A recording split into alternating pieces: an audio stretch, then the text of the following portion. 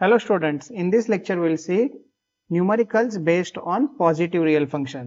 So आपको function दिया जाएगा and you have to check whether the given function is positive real or not.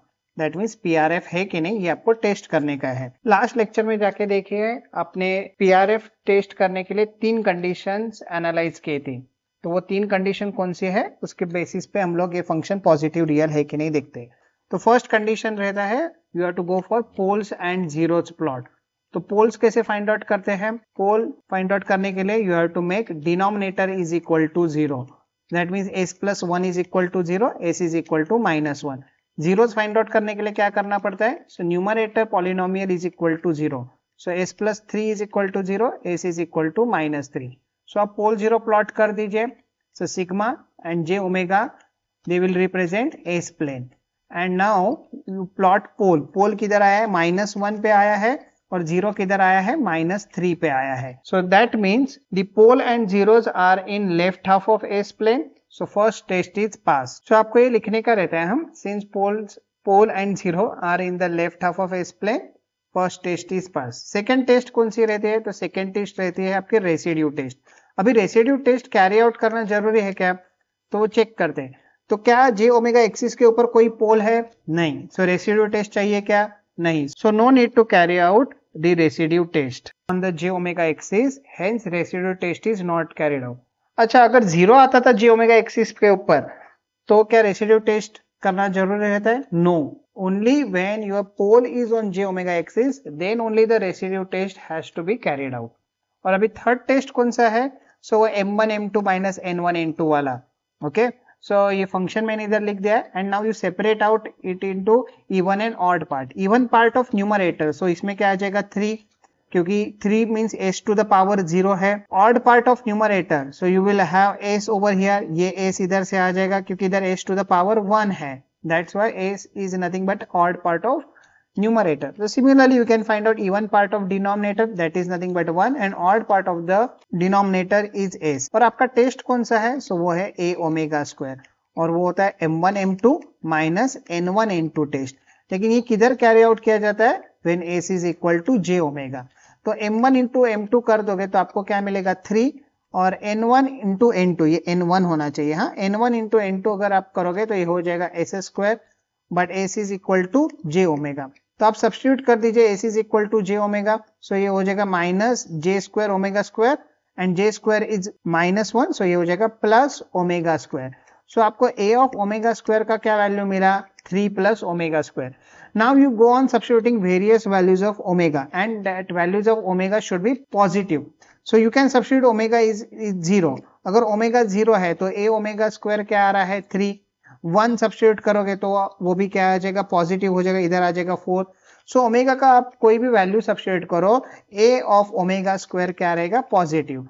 That means you can comment over here this is greater than और equal to 0 for all omega greater than और equal to 0. So ये अगर condition, तीनों condition satisfy हो गए हैं, hence the given function is PRF. So you can put a remark over there.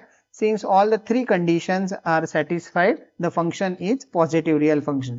अभी हम लोग सेकेंड न्यूमेरिकल के लिए जा रहे हैं. तो ये आपको फंक्शन दिया गया है. सो फर्स्ट पार्ट है पोल्स एंड जीरोज. तो पोल्स कैसे फाइंड आउट कर सकते हैं? अच्छा, पोल और जीरोज इजीली फाइंड आउट कर सकते हैं क्या? हाँ, इजीली कर सकते हैं क्योंकि ये क्वाड्रेटिक इक्वेशन है. पोल्स फाइंड आउट करने के लिए क्या रहता है? Denominator should be made equal to 0. So a square plus 6s plus 5 is equal to 0. तो इधर आपको मिलेगा s plus 5, s plus 1 and that is equal to 0. So s is equal to -1, -5. और अभी जीरोस फाइंड आउट कर लेते हैं. तो जीरोस कैसे फाइंड आउट करने का रहता है? By numerator polynomial equating it with 0. So a square plus 9s plus 14 is equal to 0. Factorise कर दीजिए. So s plus 7, s plus 2 is equal to 0. So s is equal to -2, -7. अभी ये पोल 0 plot कर दीजिए एस प्लेन पे. सो ये आपका S plane है. रियल एक्सिस है सिग्मा और इमेजिनरी एक्सिस है j ओमेगा. सो पोल्स किधर आ गया है? -1 और -5 है. सो -1 पे एक है पोल और एक है -5 पे. और जीरोस किधर आ गए हैं? -2 एंड -7. ओके, तो आपने ये पोल 0 प्लॉट कर दिया है. And pole and zeros they are in the left half of S plane, hence first test is pass. तो ये आपको उधर लिखना पड़ेगा। ओके, तो मैंने इधर लिख दिया है कि poles and zeros are in left half of S plane, first test is pass. Second test कौन सा रहता है? So residue test. और क्या रेसिड्यू टेस्ट रिक्वायर्ड है इधर? So you have to check is there any pole on j omega axis? No, so residue test is not carried out, or you can write no need to carry out residue test. Okay, तो ये comment डाल दीजिए, since there is no pole on j omega axis residue test is not required. अगर zero j omega axis पे पर रहता है तो क्या होता है?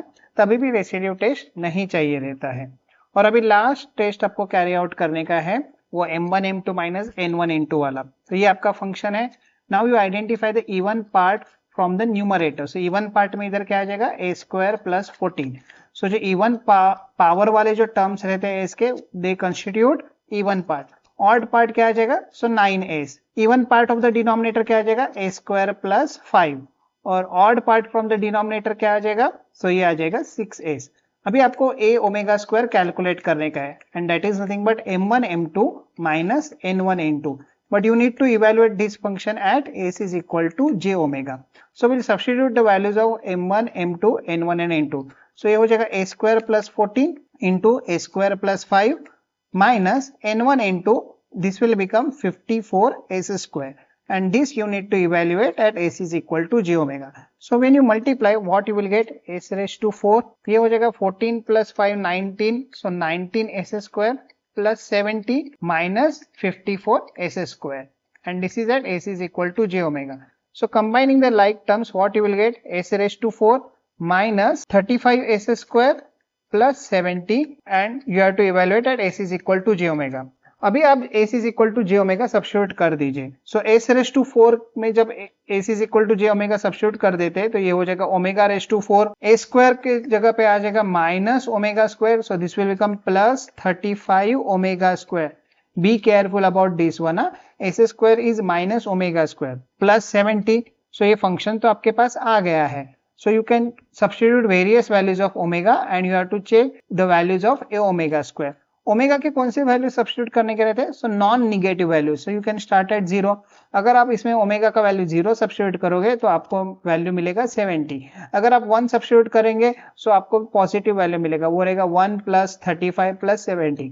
आई am not interested in exact value, I am interested only in the magnitude of that value, whether it is a positive और negative, that I need to check. So ये तो क्लियर है. If you go on increasing the value of omega, a of omega square will still remain positive. That means this function is greater than or equal to 0 for all omega greater than or equal to 0. So all the three tests are passed by this function. Hence this function is positive real function. So इधर आपको comment करने का है, since all the three tests are satisfied, the given function is PRF function. So काफी simple numerical रहते हैं. The second test residue test कभी carry out करने का रहता है when pole is on j omega axis. तो लेक्चर के न्यूमेरिकल्स में तो वो नहीं आया है, ये हम लोग एडिशनल चीज बाद में देख लेते हैं. Okay, thank you.